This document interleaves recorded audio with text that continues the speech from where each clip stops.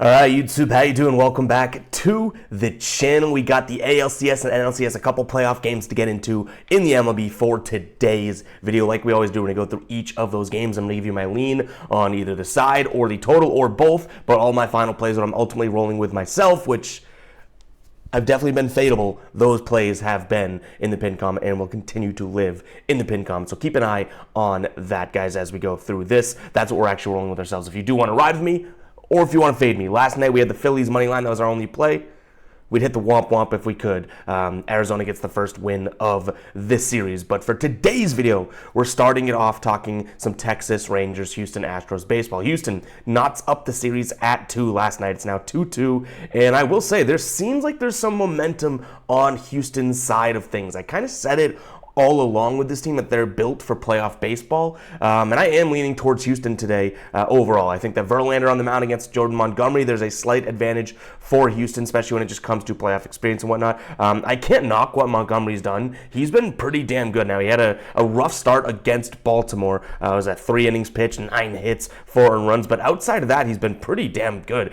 Even in his last 5 starts, including that start in which he blew up against Baltimore, still has a 1 flat ERA here, averaging 4.8 strikeouts, so he has been good, but he's not Justin Verlander good, in my opinion. This is a guy that's very, very consistent.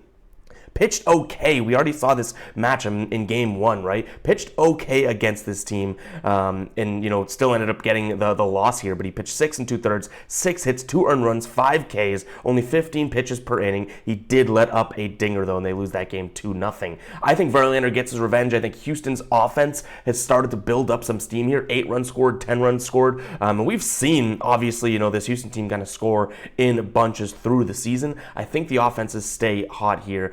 And Jordan Montgomery, does he have an okay game? Sure, he could go out there and do what he did against them last time. I say that Verlander pitched well. Montgomery, 6 1/3, 5 hits, 0 earned runs, 6 strikeouts, 1 walk, 14 pitches per inning, right? Like, he pitched really well.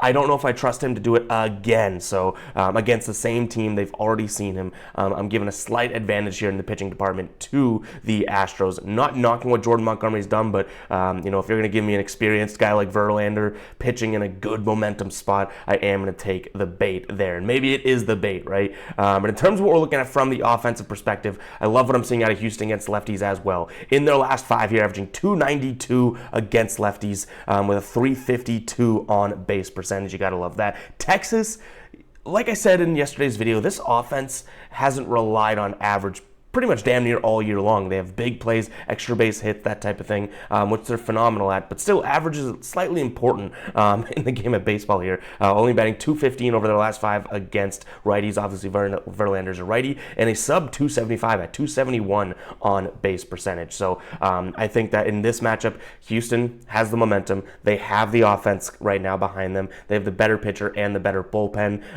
But you know what, guys? We've been fadeable as of late, right? Like, this seems too easy of a pick, but Texas has proved me wrong a couple times in this series already. But nonetheless, lean number 1 is going to be on the Houston Astros here. Total sitting at 8.5.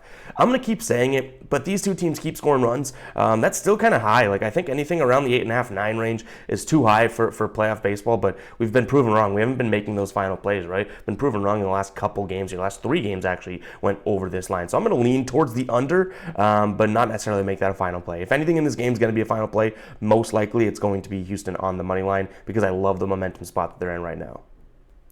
All right, guys, before we continue on with the video, I wanted to say thank you if you made it this far. I know these are quicker videos. The setup isn't as, what it is normally, but thank you guys very much for tuning in even when I'm on vacation, making these videos in a more makeshift way, okay? So thank you guys very much for that. But yeah, hit that subscribe button, hit that like button. We just talked about Houston having some momentum. Now we're talking about Arizona taking on Philadelphia here. Arizona gets the 2-1 win last night.